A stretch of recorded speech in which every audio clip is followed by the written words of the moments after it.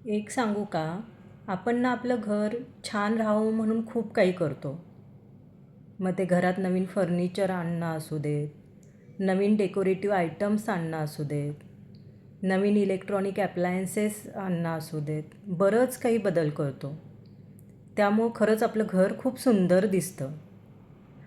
पण एक सांगू का? सुंदर घर सुखी असेल असं नाही.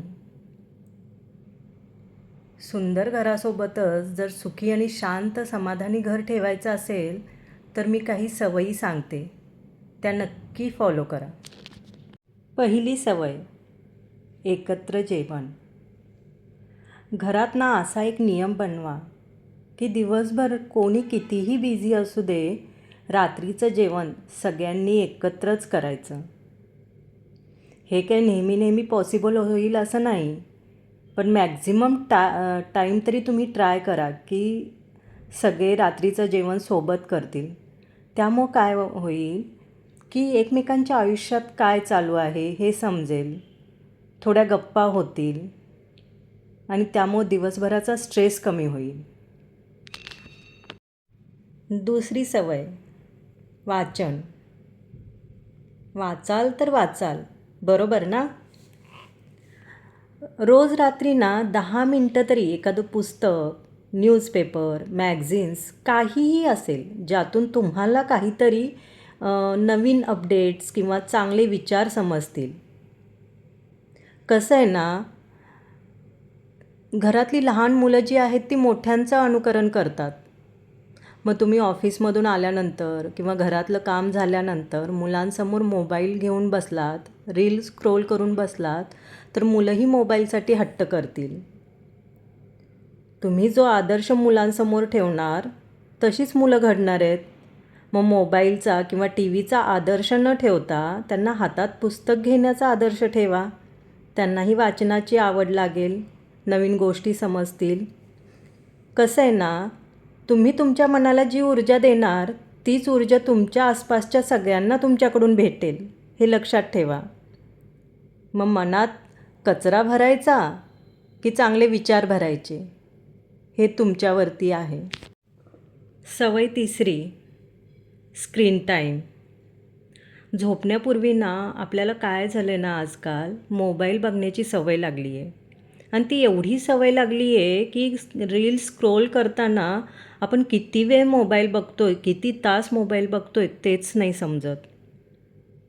पण मी एक सांगू का? मोबाईल्स किंवा रील्समध्ये दिसणाऱ्या लाईफपेक्षा तुमच्या घरातील लोक जास्त महत्त्वाची आहेत.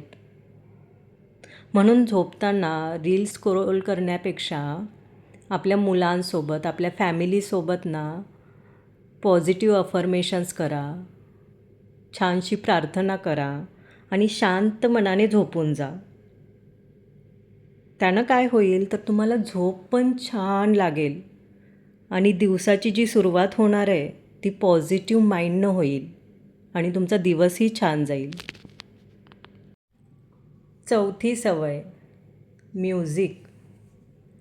म्युझिक ही अशी गोष्ट आहे जी तुम्हाला कोणत्याही सिच्युएशनमध्ये असाल तरी मनाला हील करायचं काम करते.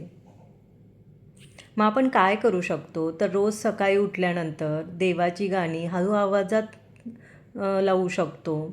त्यानं काय होईल की आपल्या मनामध्ये चांगले विचार सुरू होतील, प्रसन्न वाटेल, मनाला एक नवीन ऊर्जा भेटेल आणि दिवसाची सुरुवात ही छान देवाच्या नामस्मरणानं होईल. पाचवी सवय, खेळ. रात्री ना सगळ्यांनी असा एक नियम बनवा किंवा अशी एक गोष्ट ठरवा की रात्री एक तरी खेळ खेळलाच पाहिजे. मग तो कॅरम असेल, पत्ते असतील, चेस असेल किंवा आणखीन काही असेल. त्यामुळं काय होईल की तुम्ही सोबत तुमच्या आठवणींना उजाळा मिळेल, त्यातून काही जोक्स होतील, तुम्ही खळून तुमच्या फॅमिलीसोबत हसाल, तुमचं माइंड रिलॅक्स होईल. कोण हारतं आहे, कोण जिंकतं आहे यापेक्षा तुम्ही फॅमिलीसोबत कसा टाईम स्पेंड करताय हे महत्त्वाचं आहे. तर ही एक सवय तुम्ही लावून बघा स्वतःला. आणि एक सांगू का, याच सवयीमुळे फॅमिलीमध्ये बॉन्डिंग पण वाढतं. कुटुंबाला ना जास्त वेळेची नाही तर एकत्र घालवलेल्या दर्जेदार आणि आनंदी क्षणांची गरज असते. मग ते क्षण तुम्ही अशा छोट्या छोट्या सवयींमधून पण देऊ शकता. सुखी कुटुंब ही योगायोगाने नाही बनत हं. ती बनतात याच काही साध्या सवयींमुळे. आणि तुम्हाला व्हिडिओ कसा वाटला ते नक्की सांगा आणि लाईक, सबस्क्राईब आणि कमेंट करा. थँक्यू.